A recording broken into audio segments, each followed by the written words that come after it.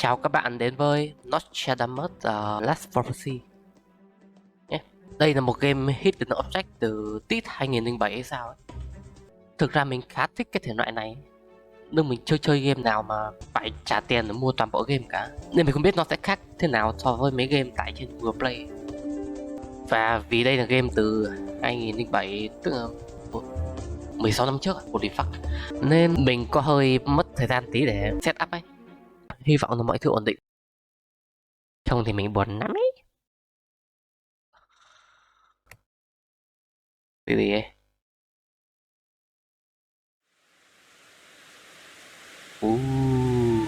Cinematic.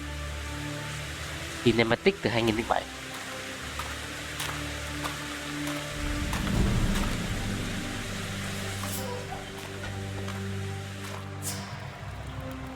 Your Majesty, I'm honored by your visit. Just how may I be of service? I've come into possession of a quatrain that your former secretary says was written by you. Recent events seem to confirm it word for word. What's it all about? It's a curse. 12 people are marked to perish before misfortune strikes my family. You have to come see me tomorrow and work to stay our dire fate. Your Majesty, I regret I'm in poor health and I can no longer get about as I used to. I know you are weak, but I've really no choice. Your secretary doesn't seem qualified, and I know nobody else to whom I might turn. I could send you my son, César. I'm sure you won't be disappointed. He should return tomorrow evening. If you have faith in the boy, I'll share your confidence, but he'll have to hurry, for every day brings a new death. Very well, Your Majesty. You may leave your hiding place, Madeleine. You told her that César would be there tomorrow, but he's not back for at least 10 days. I'm well aware of that, daughter, but it's hardly important since it's you who will go to the Queen. I'm quite sure you'll do very well. Sure of it. And after all, you should find it amusing, I think. What do you say? That you're pottier and pottier. What makes you think she'll take me for César? Don't worry. We'll have ample time tomorrow. Thì mình không kỳ vọng cutscene sẽ hoàn hảo, và nhìn nó ngố ngố một tí cũng vui. Ok. Và hướng dẫn của cái game này nằm bên ngoài cơ. Nè, đây. Từng tí cái này. Ở đây. Và mình cũng bỏ thời gian đọc trước rồi, cho đỡ mất thời gian.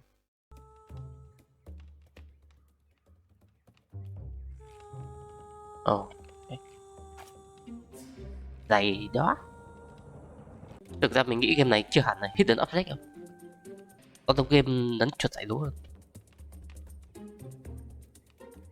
Không gì đây nữa. Trừ cái này ra, mình không biết làm gì này.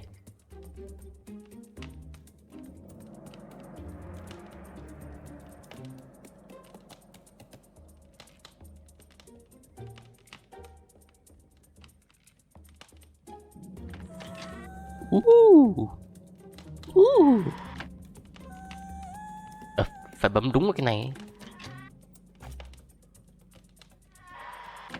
Ok.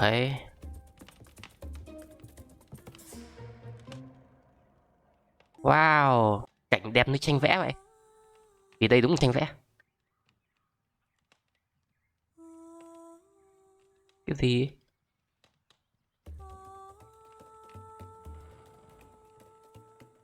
Ồ, nhiều phòng đấy.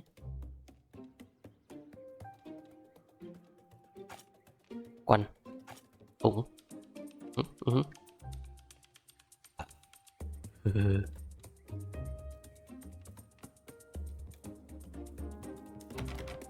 Father always keeps this door closed. It's a shame. His observatory is definitely the place in the house that I prefer.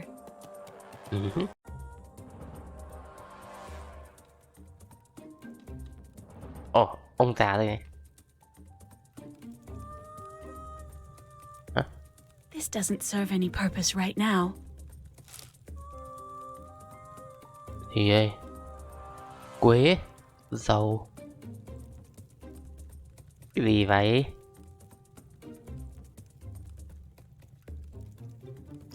Ồ.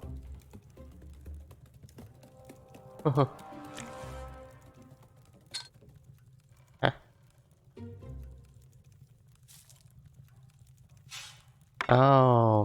Mình làm gì sai rồi. thùng rác đâu ấy.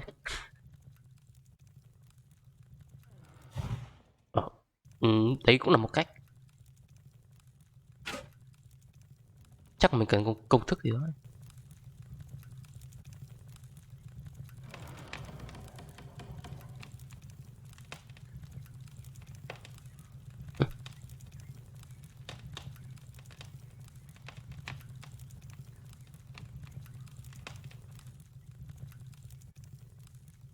À đúng rồi, quên mất chuột tài để nó hiện với đây. What the fuck? Đấy mình nghĩ cái bình kia nên khói đấy nên chi tiết đấy.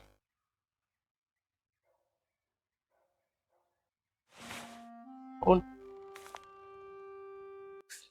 Ồ, cái này mà không?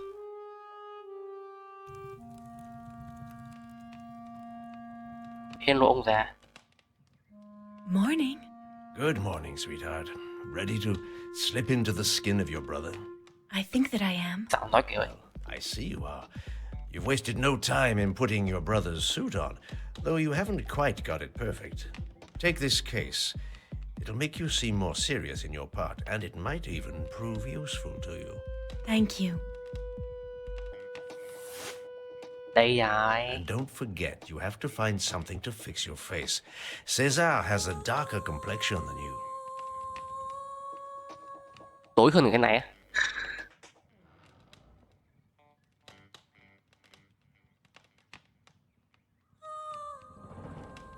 Mình cởi ra thôi. There's no time for discussion. Go put your clothes on and come back to see. Yeah, shut up.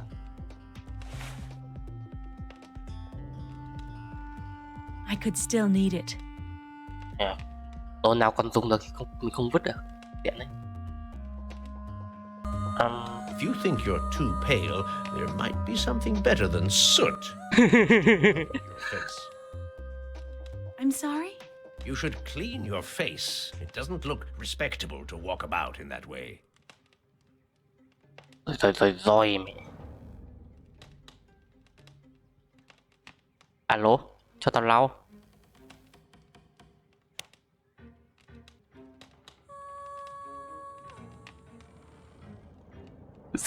Kệ mẹ ông, tôi đi tiếp. The signs of the zodiac and the parts of the body they influence. Bò cạp là cái lon.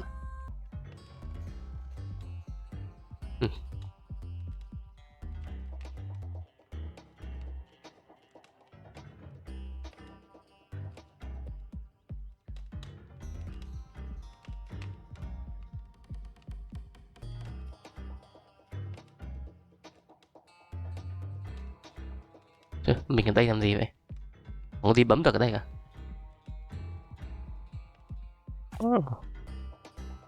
Gương.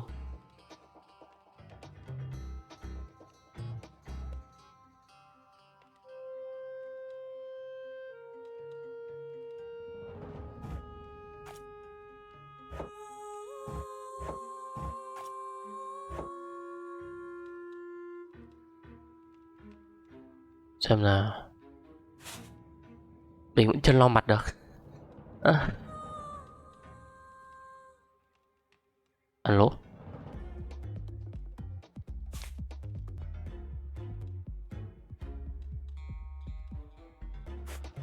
Ok.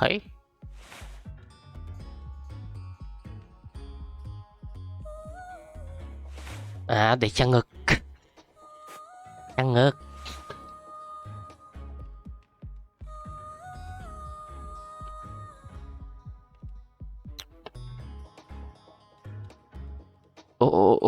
Ô. Ông mình ở đâu nè? Cho tôi lên cầu thang đấy.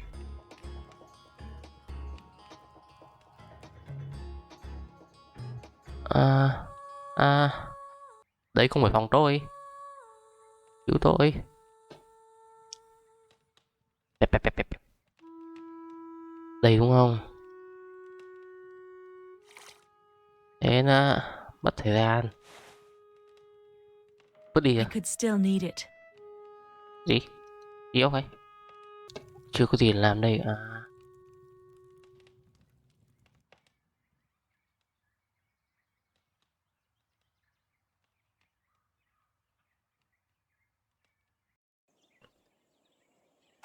mũ.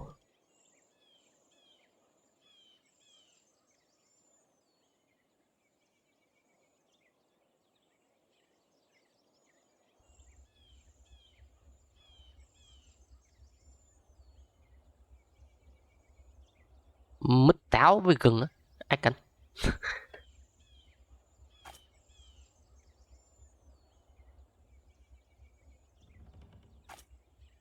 There's enough of it.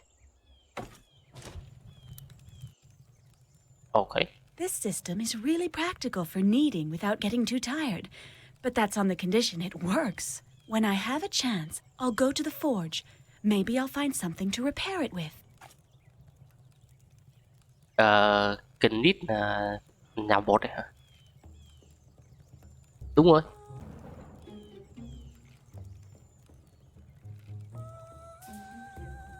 Không. Không.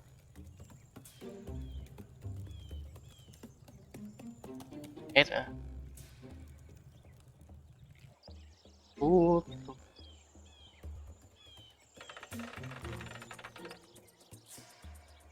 This rope will certainly not take the weight of a full bucket of water. How about I do anyway? Được rồi.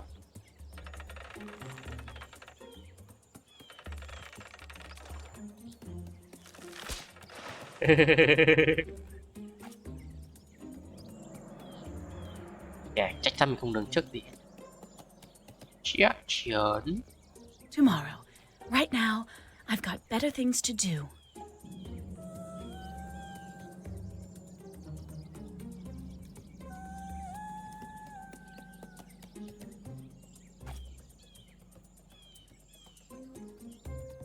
Tomorrow. Đi ôi ôi.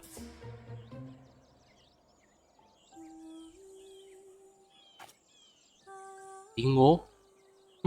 Bí ngố.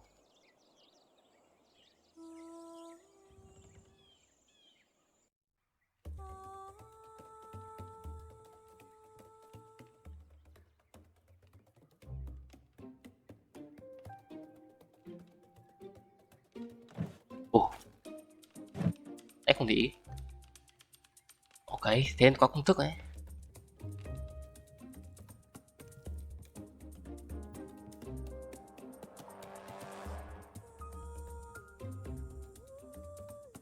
Đấy. Ta phải làm gì? Alo.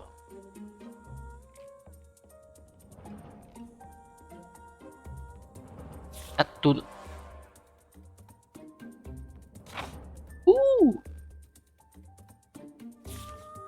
Đây hội thoại này. What the fuck? What the fuck? What the fuck? Đây, thứ ba ngày 26 tháng 3. Có một người chết bí ẩn nên mọi người đang sợ bệnh dịch. Mọi người trong đá ông Nostradamus này đi hết. Di tản hết. Ý mình di tản hết. Trừ ông ấy với một đứa con gái. Review ấy. Đừng có muốn không?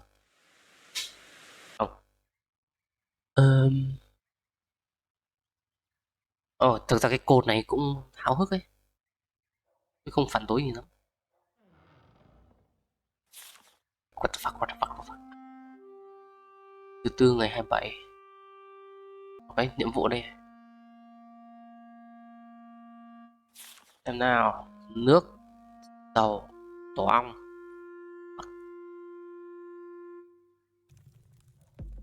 Mình nhớ có dầu. Tổ ong ở đây không?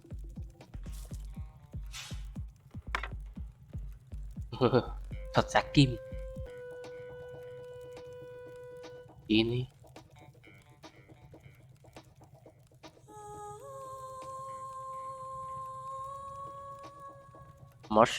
Mosh là cái gì? Thuốc súng. Yeah.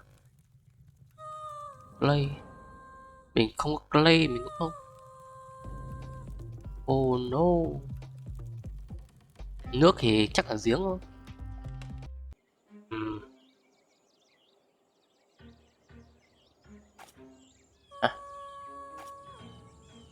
Số mới.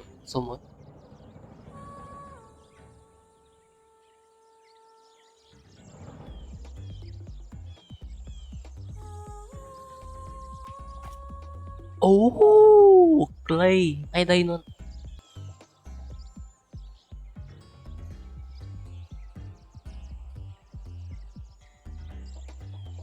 No point. It's much too short. Yeah.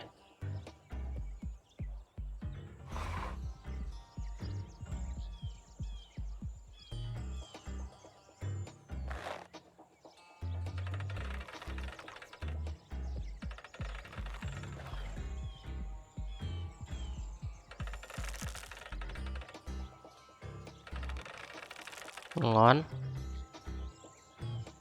À, cho tao.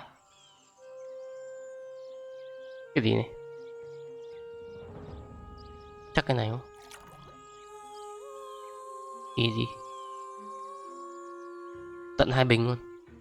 Cũng mạnh. Đấy.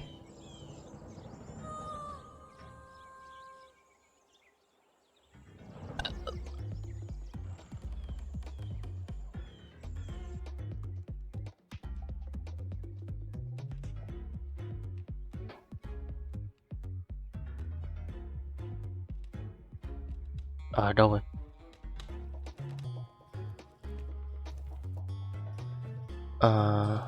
Cái này chắc ở đây không?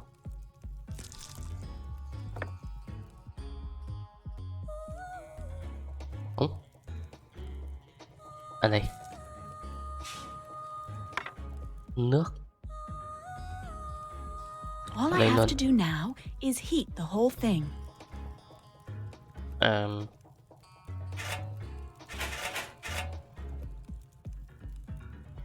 Đây phải củi không?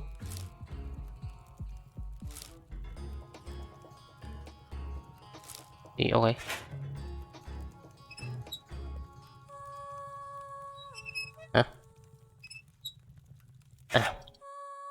Bật lửa.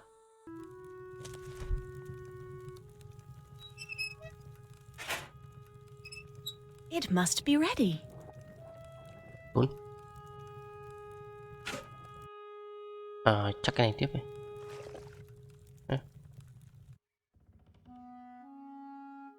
I'll give it to my father. He'll know better than me how to make my transformation believable. I'll give it to my father. Thế nữa. Thầy trang điểm tôi đấy. What do you think, Father? That your brother would be very amused.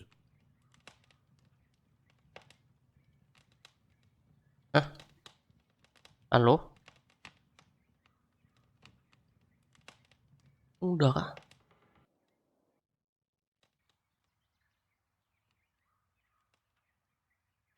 Trông này. Well, Cesar, it's not going to be easy to take your place, but it might be fun.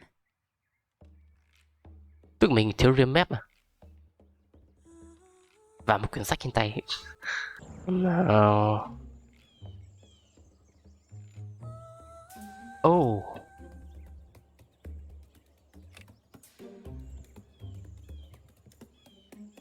Tóc này dài quá.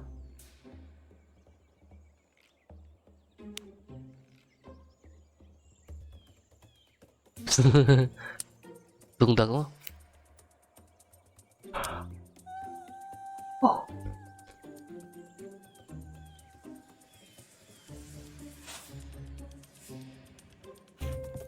It's almost perfect. Except maybe for my complexion, you'd think you were seeing Cesar.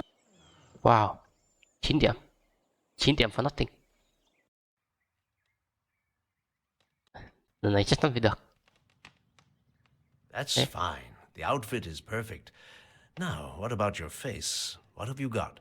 Yes, I found a recipe for coloring cream in Mother's old dressing table. And you haven't even prepared it yet? All right, here it is. Rồi mà. Mẹ ông này. Perfect. I'll show you in a little while how just a bit of makeup can completely transform a face.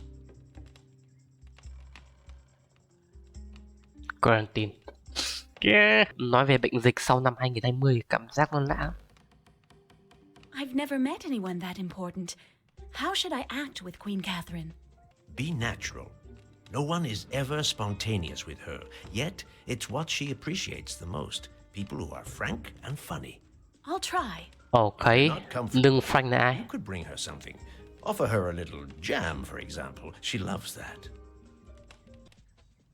I might fall sick going to the castle. Quarantine hasn't been lifted yet. Don't worry. As far as I know, there hasn't been a single case of plague. Then why has everybody fled or shut themselves up in their homes? People Vì are mê afraid tín. whenever someone dies from an unknown illness. But believe me, the epidemic of the plague is only a rumor, no doubt stoked by Catherine de Medici's people. She'll go to great lengths to ensure her visit stays as confidential as possible.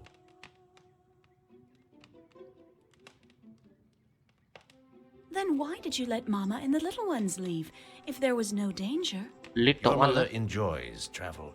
I had no reason to hold her back. Phía xa là em trai mình à? Em trai con này. Chết. Để lại một con cá chăm sóc ông này hợp lý. Nếu khó hiểu quá chắc mình Google biết. Ông này, để sách lên bàn đi. Review. Hả?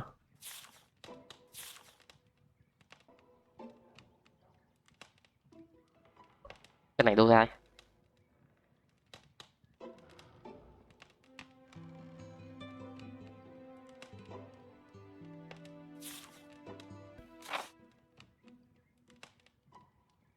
À. À. Mày bắt tạm bấm cái này thay vì tự chuyện à? Thôi. Research thì đúng nè. Nhưng Aquarius thì không.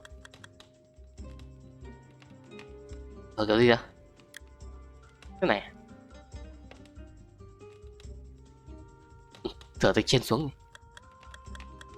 Bạch Dương này rồi. Oh my god.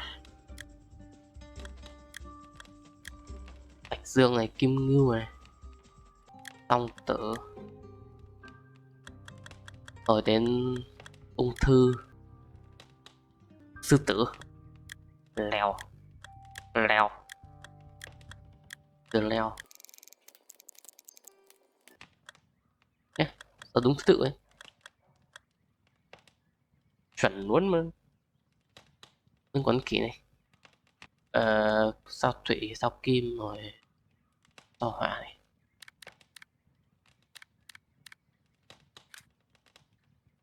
Sao mộc. Thì không biết tại sao làm thân thành vẫn đông thứ tự. Đúng ạ. Đúng rồi. Đúng rồi nữa. Rồi sao nữa?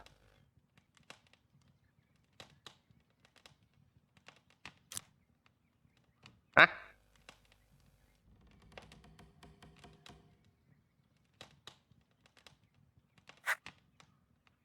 What?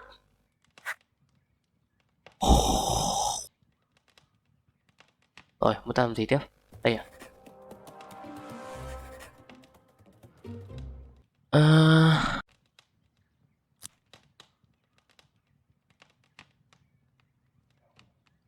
About the chart.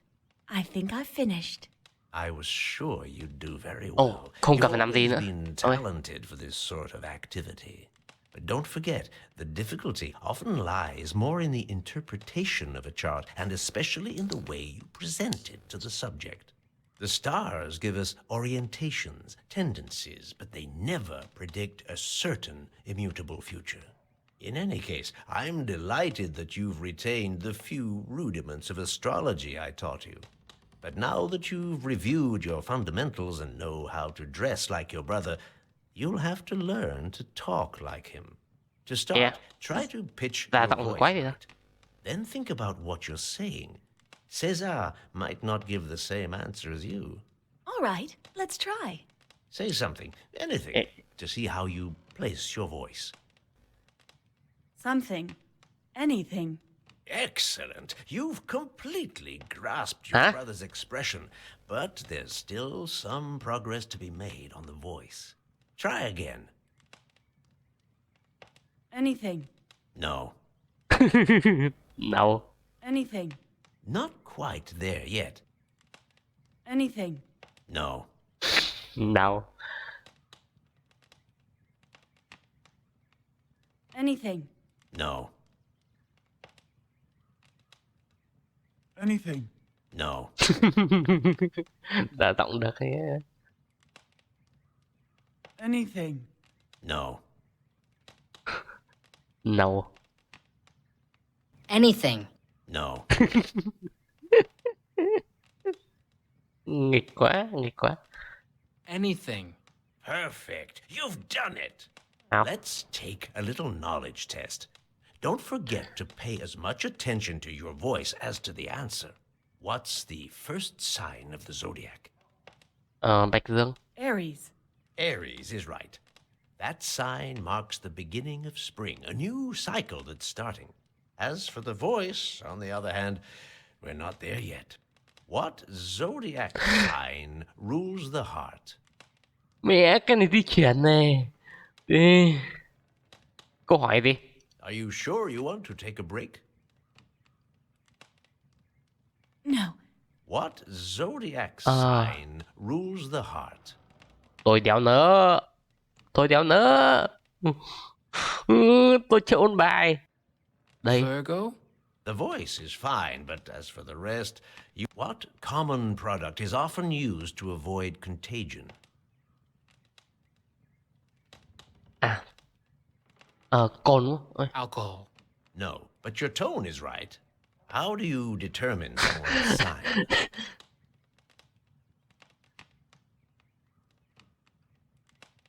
ngày sinh là cái gì? According to the position of the moon in his natal sky. That's fine for the voice, but what very rare animal matter crosses the seas before finishing in the hands of apothecaries? Mày nói cái đéo đi. Ambergris. Exactly. Ambergris is a secretion of the sperm whale that's purified in the ocean Tao không muốn biết. 10 years before it can be used. Tao It không muốn has biết. nothing to do with amber, which comes from the resin of trees. I'm afraid you may not be up to the task. I'll do my best. No. What do you think of the theory that places the sun at the center Cái of the giọng. universe? Cái giọng.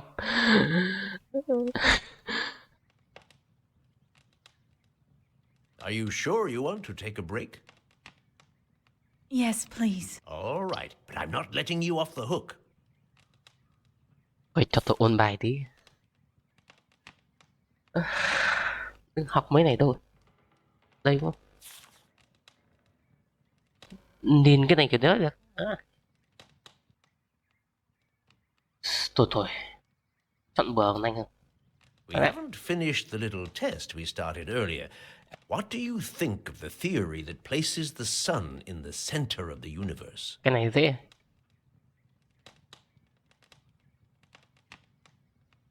Heliocentrism. Copernicus is right. All the calculations prove it. So try to be careful about what you say. Even if I agree with you, you take big risks in making declarations like that. What is it we call the rising sign in a star chart? Cái nào dài hơn cái đúng. It's the sign of the zodiac that's rising on the horizon at the moment of birth. That's right. And that's just why you have to know someone's time and place of birth to determine his rising sign. What is an astrological aspect? Aspect. It's the relationship established between two planets in a chart, whether harmonious or conflicting. That's right. The aspect is determined cứ cái nào dài hơn by mình the chọn. divergence of two planets. There are several kinds, but Đâu quan tâm. let's get back to the matter at hand. What's the first sign of the zodiac? Thế câu hỏi đúng không? Aries. Perfect. What zodiac sign? Sư tử. Leo. Perfect. Very good, young lady. You've done well. Now it's time for me to show you how to perfect your outfit. Tomorrow morning, you're going to the chateau to meet the Queen, and I want to be sure everything's perfect.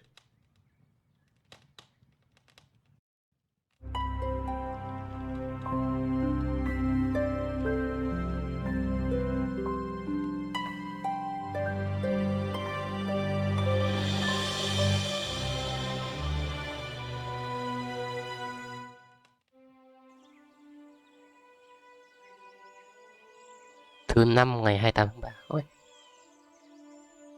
Chúng ta ra ngoài đường rồi. Chú. Hello. No point in waking him. I have to go to the chateau. I'll come see him later. Nhìn. Ok, chúng ta hơi mất thời gian để bắt đầu nhưng mà giờ ta đi rồi. Không đường này. Tại sao? Còn đống này nữa.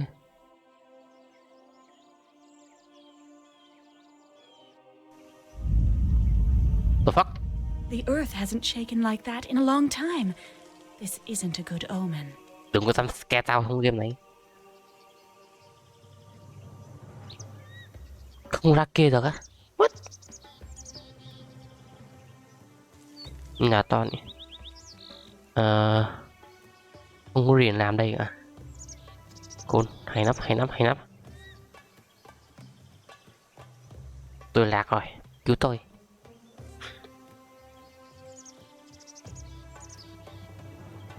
Rồi, đường này lên lâu đài không? Làm đây gì?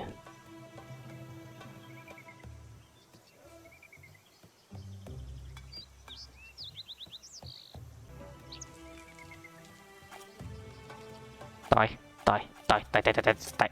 Rất nhiều tỏi. Tôi xin lỗi.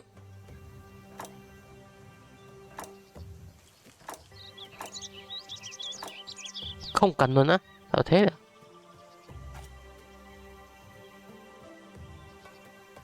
Không cần tỏi nữa á.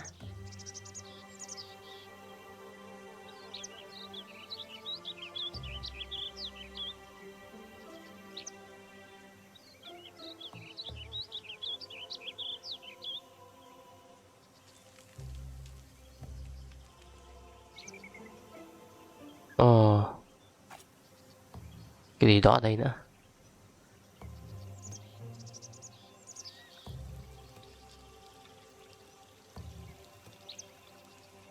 Chỗ kia lên đấy.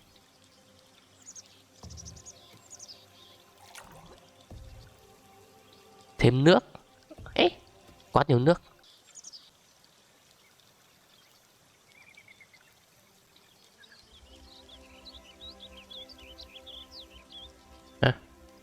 Mày tao làm gì? Mày mới tao rèn sắt đấy.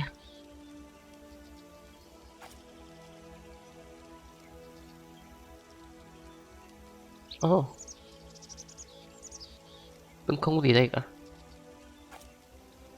Thêm dây nữa thôi. Hay là phải bỏ đây. That part is too damaged. I'd do better to find another one to work on. Thế vứt cái này đi không? Cool. I could still need it. Rắc rối. What is it? Hello, Smith. It's César de Nostradame. I need to repair a part from my mother's bread kneading machine. May I use your forge? Of course, young man. But you'll have to manage on your own. Since the plague struck our village, I prefer staying away from everybody. That's a wise decision. Yes, but we'll soon be wanting for food.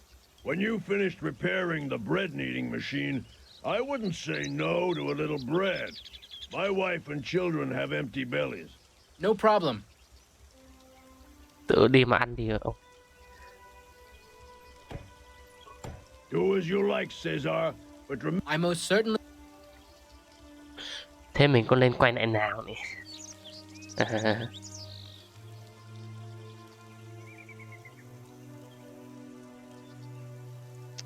Toàn cái gì không?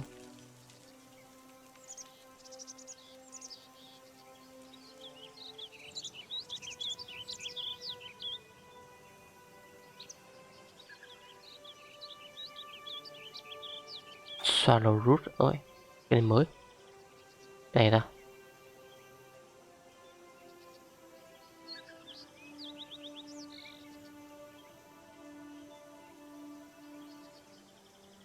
Mình không có đồ đựng.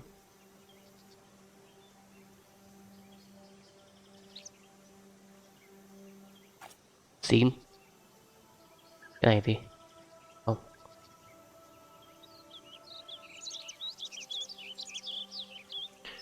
Ê, quay về nào. Nếu mình nó đường.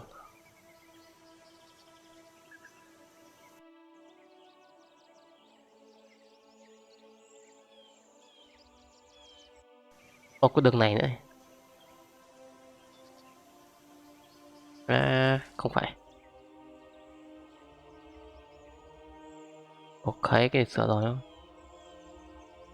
This system is really practical for kneading.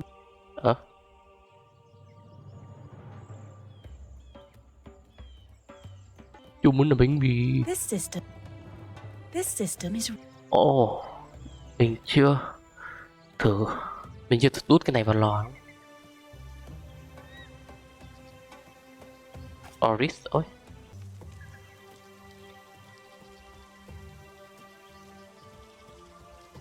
Được rồi. Rồi sao nữa? Có gỗ. The metal isn't hot enough to be forged.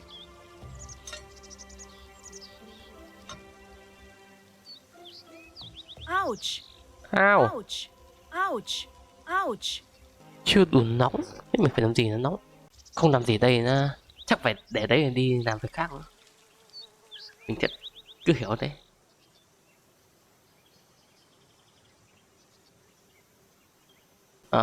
Con dao rạch mẹ này.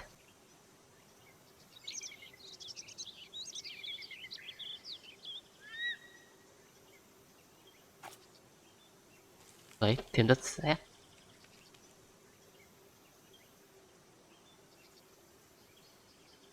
Đất sét. Cái này tối thế.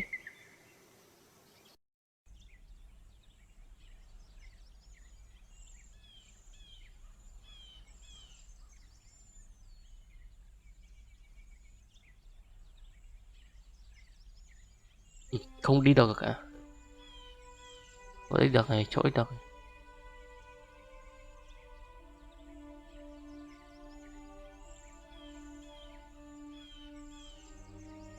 Đúng kiểu hoang vắng rồi.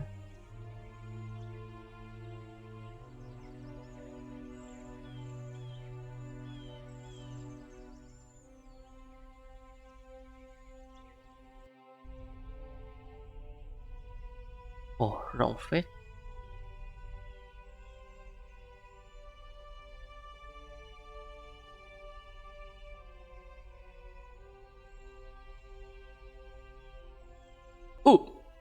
Giật cả mình. What is there over here? Nothing interesting, sir. For that matter, you're not authorized to go that way. Her Majesty is expecting me, but I don't know where to find her. Behind you. Go straight ahead to the Grand Salon, and then all the way through on the right. Thank you. Thank you.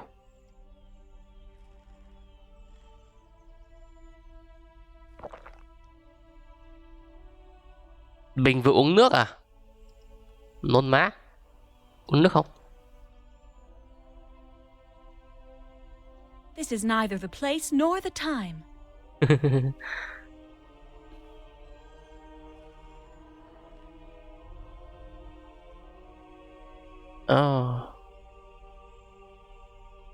Ở đấy không có gì đâu.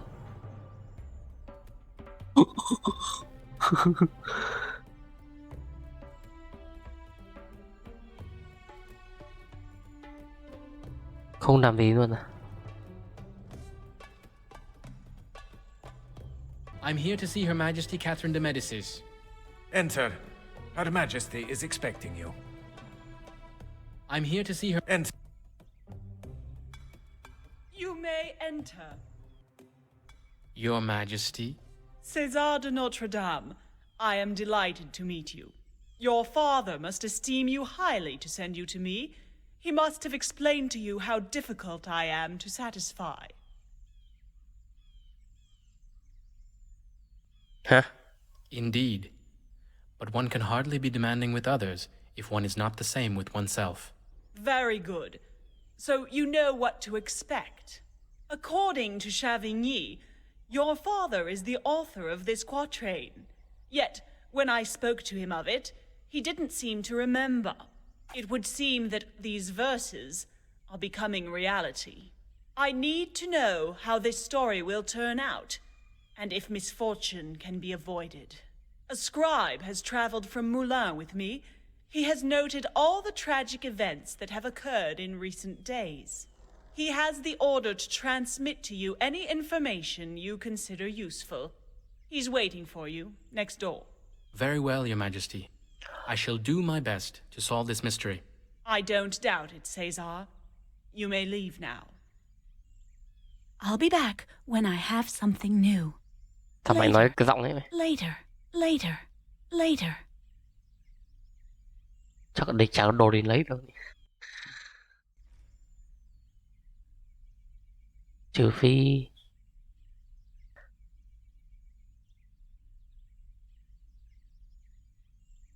Later, later, later, later. The fuck? César? You're really him? To be sure. I thought you'd be older. I'm surprised. Don't worry. My father wouldn't have sent me in his place if he hadn't thought I was up to the task. I didn't mean to offend you, sir. Your youth does you honor. Her Majesty asked me to give you this. These are the notes I took concerning the strange events of the last few days. Can you give me a brief summary of what happened? Of course. On March 20th, the chambermaid of Princess Marguerite was found dead. The circumstances were suspicious. The next day, it was young Henry of Navarre's tutor. We all know that one misfortune leads to another, and that our Lord certainly has his reasons for calling his children back to him.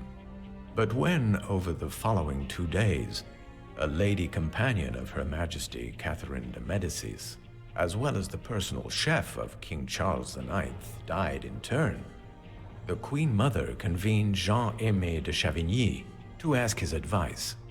That is how she came to learn of the quatrain written by your father, and decided to leave Moulins and the court to consult him. Từ ngày 20 có người chết à? Tức bây giờ 9 ngày còn gì? Chỉ còn 3 ngày nữa, what the fuck? Did you notice any particular connection among the deceased? They all belonged to the retinue of the royal family, and therefore must have known each other. But beyond that, I don't see anything special permitting to establish a connection among them. But perhaps you will find helpful details in my notes. You know, I do not spend much time in the company of my fellow men, so sometimes I have a hard time understanding them. Nghe được vấn đề giao tiếp ấy. Since your arrival, have there been any new incidents? Unfortunately, yes. Yesterday, Her Majesty's coachman, and this morning, the castle librarian. You mean the latest victim is not part of the royal retinue? It's true. I hadn't thought of that. But it's probably not very significant. The curse is following Her Majesty. There are but 4 deaths left, my young friend, before evil strikes the royal family itself. Let us hope you can thwart the plans of the devil with the help of God. Did you know the librarian? Only slightly. We exchanged a few words, but nothing important. I only know that he'd been here just 10 days or so, and had a lot of work. The Archdiocese has many precious works, but till now, nothing had been done to classify them properly. Ok, nghe như mày là hung thủ ấy. Phải thế không? Could I see the bodies of the coachman and of the librarian, and also the places where they found them? The librarian, Philibert, was found in the scriptorium, but I had him carried to the chapel to prepare him for burial. So start by visiting the library. It's just at the bottom of the stairway. You'll see that the accident that killed him caused a great deal of damage. And the coachman? He has already been buried. What with fear of the plague, bodies have to be got rid of quickly. I understand. Thank you for your assistance.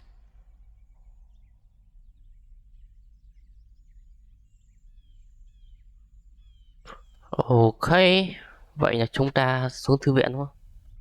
Nếu tôi biết đường. What is there over here? Nothing. What? No.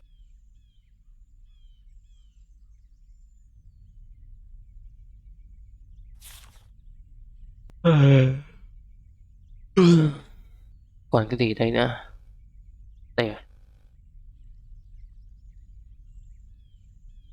Ôi không. Ôi không. Tiếp cái này vào. Đây sao ấy? Một. Auto.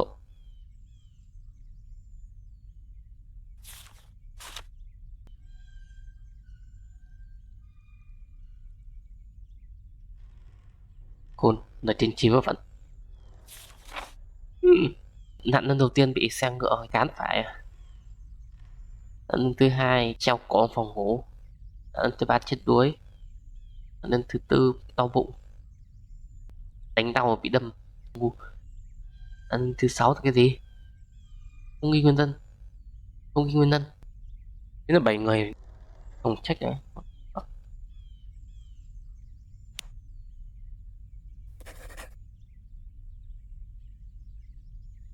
Without the birth date, it's impossible to determine the astrological sign. Thế nữa. Vẫn đồng mà. Without the birth date, Born. the zodiac isn't complete, yet the astrological signs of the victims seem to follow in order. Without the birth... Rồi sao nữa?